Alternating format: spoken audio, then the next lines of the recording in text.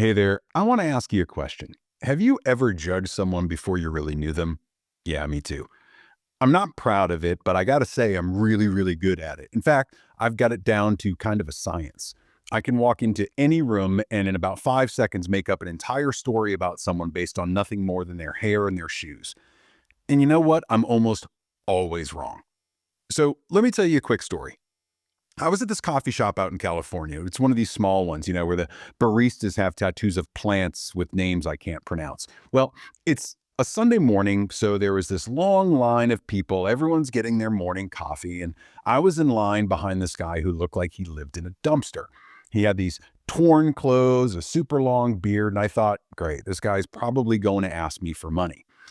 Instead, he turned around and said, "Hey, do you like poetry?" I mean, what kind of question is that? Now, I could have made an excuse right there and then, said no, and gone back to staring at my phone like every other person in line. But something about this guy intrigued me. He wasn't needy or awkward. He came across as genuine. So I said, sure. He said, "What poem do you like?" So I came up with the first thing that crossed my mind, the love song of J. Alfred Prufrock. It's by T.S. Eliot. It's my favorite poem. It's long, it's a little bit obscure, and I felt like giving this guy a challenge. And for the next 5 minutes, this guy recited it word for word. Turns out he was a spoken word artist who was in town to do a couple of shows.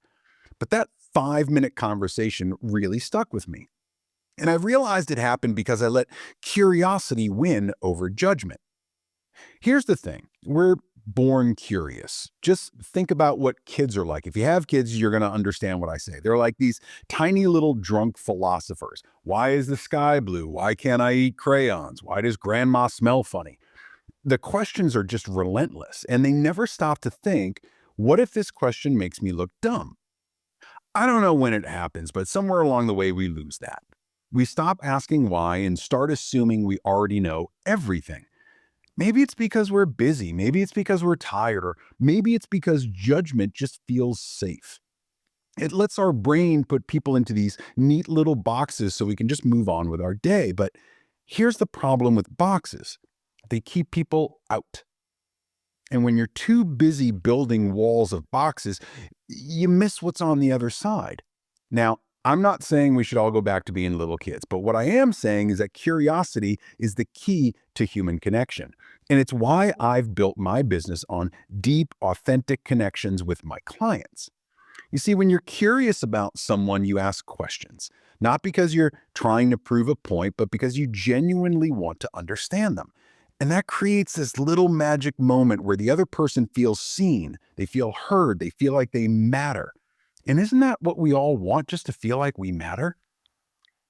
Science backs this up, by the way. Studies show that the curious people are actually more empathetic. They're better listeners, they have stronger relationships, and they argue less. Here's the kicker, being curious isn't just good for learning about the other person, it's good for you. It opens you up to new perspectives, new ideas, and maybe even some new friendships. It's like subscribing to a streaming service, but instead of watching TV shows, you're binge watching the world. But curiosity has this archenemy. It's called judgment.